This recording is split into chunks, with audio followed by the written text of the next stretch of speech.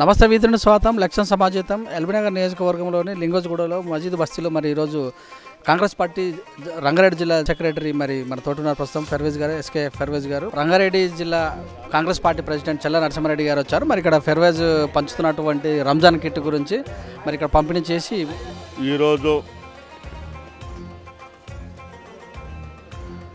ఈరోజు మన ఎల్బీనగర్ అసెంబ్లీ సెగ్మెంట్లో పర్వీజ్ భాయ్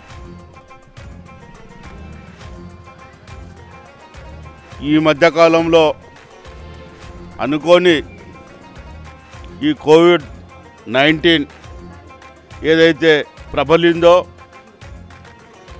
భారతదేశంలోనే కాకుండా అన్ని దేశంలో కూడా ఇది ఒక ప్రజల్లో భయభ్రాంతులు చేస్తూ ఈ కోవిడ్ అనేది ఏ వ్యక్తి ద్వారా వస్తుందో, ఏ విధంగా మనకు సంక్రమిస్తుందో తెలియని పరిస్థితుల్లో మరి ప్రభుత్వం లాక్డౌన్ పెట్టిన తర్వాత ఈ ప్రాంతంలో ఫర్వీజ్ గారు, నేను కాంగ్రెస్ జిల్లా అధ్యక్షునిగా చల్లా నరసింహారెడ్డిగా నేను చూస్తున్న ఈ 40 దినాల నుంచి నిర్విరాంగా ప్రతిరోజు మానవ ధర్మ రూపంలో ప్రతి మనిషి తన వంతు ధర్మాన్ని పాటించాలంటని చెప్పి అన్నదాన కార్యక్రమాలు కానీ, కూరగాయలు కానీ, బియ్యము పప్పు నూనె కానీ ప్రతిరోజు ఏదో విధంగా డైలీ తను పేదవారికి మరియు రోడ్ల మీద ఎవరైతే ఆచకులు అంటే వారికి భోజన సదుపాయాలు కల్పిస్తూ ఇటు కాంగ్రెస్ పార్టీని ఉంటూ కాంగ్రెస్ పార్టీ అభివృద్ధి అయిన ధ్యేయం అంటూ ముందుకు సాగుతూ ప్రజలలో మమేకంగా ప్రజల మధ్యలో ఉంటూ అటు పేదవారే అనేకుండా అవకాశానికి అవసరానికి ఎవరికైనా ఫర్వీజ్ భాయ్ నేనున్నాను అనే ఆలోచనతోని ఈ ప్రాంతంలో ప్రతి వారికి తనకు తోచిన విధంగా సహాయం చేయడం అనేది అది భగవంతుడిచ్చిన, అది అల్లా ఇచ్చిన ఒక పెద్ద వరము.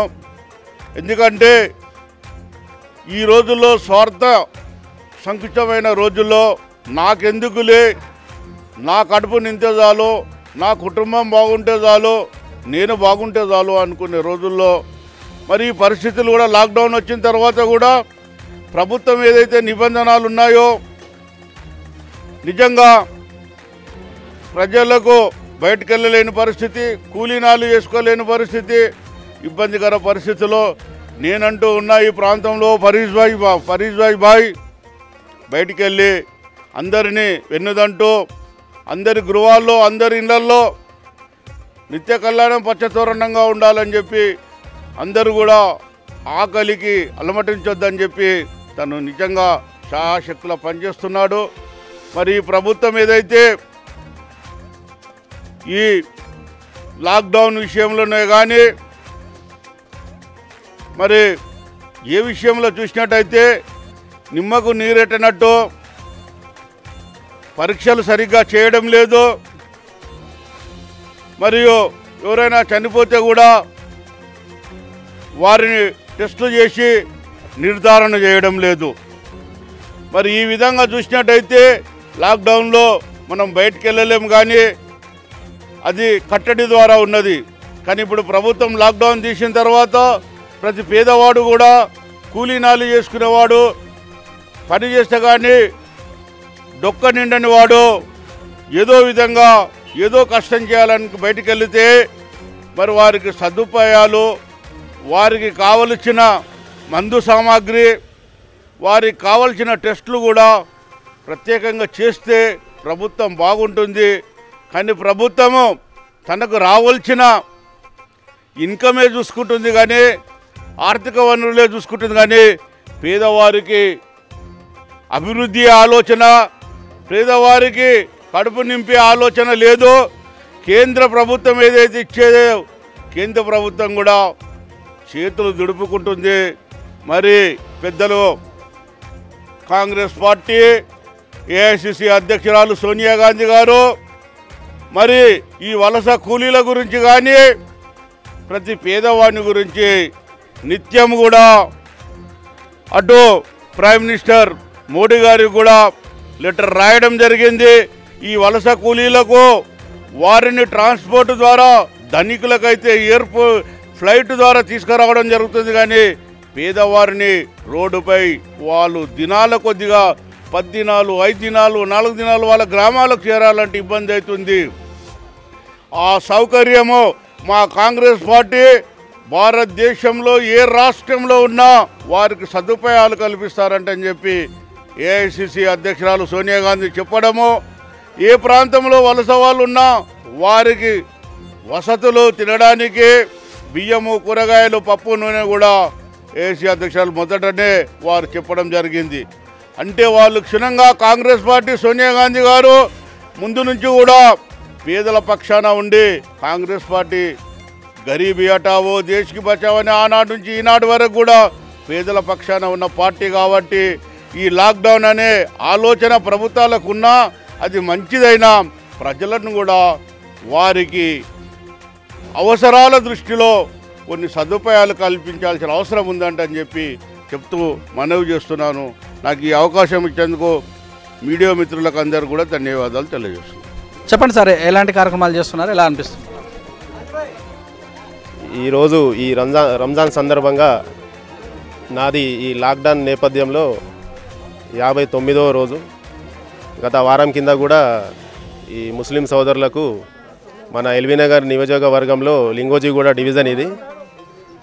గత వారం కింద కూడా ఫ్రూట్స్ కానీ ఉపాసం ఉన్న వాళ్ళకు రంజాన్ సందర్భంగా పంచడం జరిగింది. ఈరోజు కూడా ఈ రంజాన్ సందర్భంగా ఈ లింగోజిగూడ డివిజన్లో దాదాపుగా డివిజన్లో 200 మందికి ఈ రేషన్ కిట్స్ పంచడం జరుగుతుంది.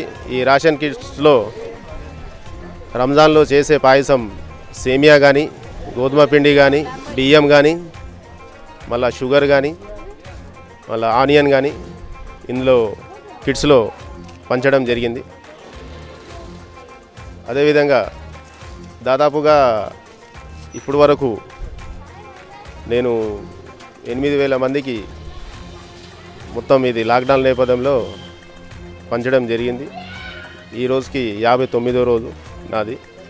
కావున మిగతా వాళ్ళు కూడా ఎవరైనా ఉంటే దాతలు ఉంటే కూడా ఈరోజు లాక్డౌన్ వల్ల చాలామంది పేద కుటుంబాలు బీద వాళ్ళు అవస్థ పడుతున్నారు. కాబట్టి వాళ్ళని ఆదుకోవాలని కాంగ్రెస్ పార్టీ జనరల్ సెక్రటరీగా నేను కోరుతున్నాను. చూసినట్టయితే వినాయక చవితి నుంచి కూడా వినాయక చవితి తర్వాత వచ్చిన పండుగలు అన్నిటికీ ఏదో సందర్భంగా సేవ చేస్తూనే ఉన్నారు, ప్రజా రంగంలోకి ముందుకెళ్తున్నారు. ఎలా అనిపిస్తుంది? ఇప్పుడు మనము కులాల అతీతంగా ఇప్పుడు ఎక్కువ శాతం ఏంటంటే నేను చిన్నప్పటి నుంచి పుట్టి పెరిగింది ఎల్బీనగర్ లింగోజిగూడ డివిజన్లే కాబట్టి హిందూ ముస్లిం బాయ్ లెక్క మేమందరం కలిసే ఉంటాం. కావున నేను ముస్లిం అని హిందూ అని నేను అట్లా ఏమనుకోను. వినాయక చవితి కూడా గతంలో మీరు కూడా చూసారు. వినాయక చవితిలో ఏ వినాయక చవితి అయినా కానీ నేను వెళ్ళినా కొబ్బరికాయ కూడా కొట్టడం జరిగింది అందరితో పాటు. అలాగనే క్రిస్మస్ కూడా కిట్లు కూడా పెంచారు. ఇది పోయినట్టయితే చూసినట్టయితే మరి ఈ యొక్క లాక్డౌన్ పీరియడ్లో మరి ఒక అంతటా తిరుగుతూ గల్లీ తిరుగుతూ మరి ఎలాంటి నియమ నిబంధనలు చెప్తున్నారు అలా? ఇప్పుడు ఎవరైనా సరే కానీ ఇప్పుడు రంజాన్ కానీ ఇప్పుడు మా ముస్లిం సోదరులకు నేను చెప్పేది ఏంటంటే ఎవరైనా సరే ఇంటికే పరిమితం కావాలని, వీళ్ళు కూడా ఎవరు కూడా షాపింగ్కి కూడా వెళ్ళొద్దు, ఏదైనా పీరియడ్ చేయాలనే కూడా ఇంట్లోనే చేసుకోవాలి, మస్జిద్ని వెళ్ళకుండా, ఎందుకంటే సోషల్ డిస్టెన్స్ పాటించాలి. ఎవరిదైనా కానీ ప్రాణమే, అందరిది మన ప్రాణమే అనుకోవాలి అని అందరికీ సలహా ఇవ్వడం జరిగింది. హైడ్రోక్లోనిక్ మరి స్ప్రే చేయడం జరిగిందా, ఎక్కడెక్కడ చేయించారు?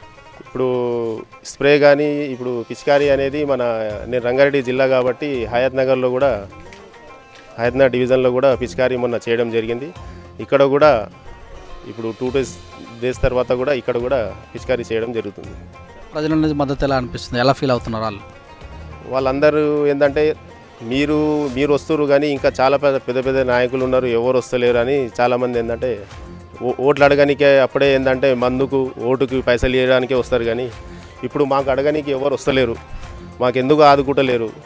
మళ్ళీ రంజాన్ రోజు పోయిన రంజాన్కేమో కేసీఆర్ గారేమో రంజాన్ కిట్ ఇస్తున్నారు, అది కూడా ఇవ్వలేదు. ఈసారి అయితే అది కూడా ఇవ్వలేదు. మళ్ళీ ఫంక్షన్ హాల్లో భోజనాలు కూడా పెట్టారు. ఈసారి భోజనాలు కూడా లేవు, ఏమి కూడా లేవు. ఆ 1500 ఇచ్చారు. ఆ 1500 ఇచ్చినా కూడా చాలామంది వైన్స్లు ఓపెన్ చేయడం వల్ల ఆ 1500 కూడా అల్లనే పోయినాయి. మళ్ళీ రిటర్న్ అమౌంట్ వాళ్ళకే చెందింది.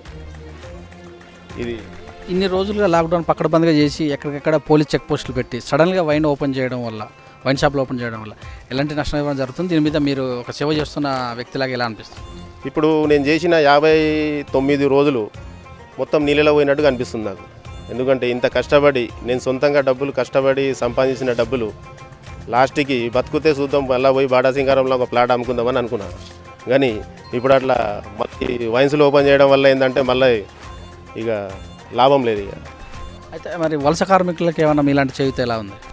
వలస కార్మికులకి ఏంటంటే అబ్దుల్లాపూర్ మెట్లో కూడా నేను వలస కార్మికులు లారీలు ఎక్కిపోతుంటే కూడా అక్కడ కూడా వాళ్ళకు కూలింగ్స్ కానీ భోజనం ప్యాకెట్స్ కానీ ఇవ్వడం జరిగింది. కానీ ఇక్కడ ఉన్న వలస కూలీలకి ఏంటంటే మన గవర్నమెంట్ ఏంటంటే అసలు చూడలేదు. ఒకవేళ నా తరపున ఏంటంటే ఎవరైనా ఇప్పుడు ఈ నెలకు ఏదైతే టీఆర్ఎస్ గవర్నమెంట్ నెలకు ఏదైతే రేషన్ ఇస్తుందో ఆ ఒక్క నెల రేషన్ ఏంటంటే మాకు తెలంగాణలో ఇవ్వకుండా వలస కూలీలు ఏదైతే వచ్చిరో బతకనికి ఆ ఒక్క నెల రేషన్ వాళ్ళకి ఇచ్చి ఆపేది ఉండే. ఇవాళ ఇంతమంది చనిపోతున్నారు చూస్తున్నారు కదా, రైల్వే ట్రాక్లో కానీ అక్కడ కానీ. అదే కానీ వాళ్ళకు మా ఒక్క నెల ఇవ్వకుండా ఆ ఒక్క నెల రేషన్ ఏంటంటే వాళ్ళకి ఇచ్చేసేయండి, అంతే కదా. అయితే మరి ఈ లాక్డౌన్ ఈ కరోనా వ్యాపించినప్పుడు కలిసి పోలీసులు కానీ వైద్యులు కానీ జిహెచ్ఎంసీ సిబ్బంది కానీ నిరంతరం పనిచేస్తున్నారు. వాళ్ళ గురించి మీ ఆలోచన ఎలా ఉంది? ఇప్పుడు పోలీస్ డిపార్ట్మెంట్ కానీ ఇప్పుడు జిహెచ్ఎంసీ కానీ మళ్ళీ డాక్టర్స్ కానీ వీళ్ళు చాలా కష్టపడ్డారు. మెయిన్ ఏంటంటే వాళ్ళ తర్వాత ఇక మేము వస్తాం. ఫస్ట్ అయితే వాళ్ళు ప్రాణదాతలు, తర్వాత మేము అన్నదాతలం అని వాళ్ళు చేసిన పని ఏంటంటే ఎన్నటికీ ఎవరు మర్చిపోరు. వాళ్ళు చేసిన దానికి ఏంటంటే వాళ్ళకి చేతులు ఎత్తి నేను జోడించి ధన్యవాదాలు తెలుపుతున్నాను. ఈ సందర్భంలో ఈ వైన్ సెర్చ్ తర్వాత తక్కువ టెస్టులు చేస్తున్నారు, ఎక్కువ కేసులు వస్తున్నట్టుగా భయభ్రాంతులకు గురి చేస్తున్నారు. మరి దీని మీద మీ స్పందన ఎలా ఉంటుంది?